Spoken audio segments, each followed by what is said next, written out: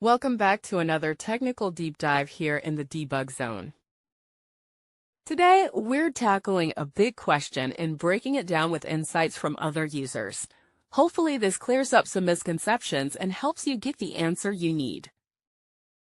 So buckle up, stay a little curious, and let's jump right in.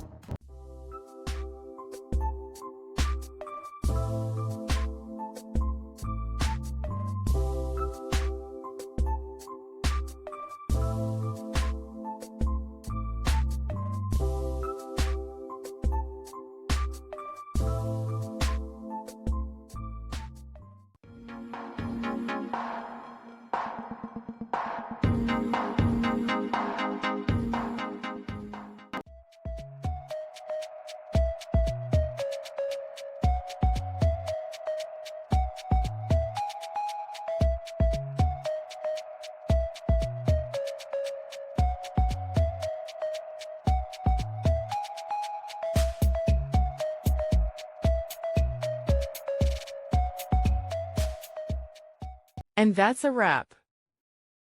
I hope you found the answer you were looking for. If you did, take a second to hit that subscribe button. It really helps out. And let me know in the comments which solution worked best for you.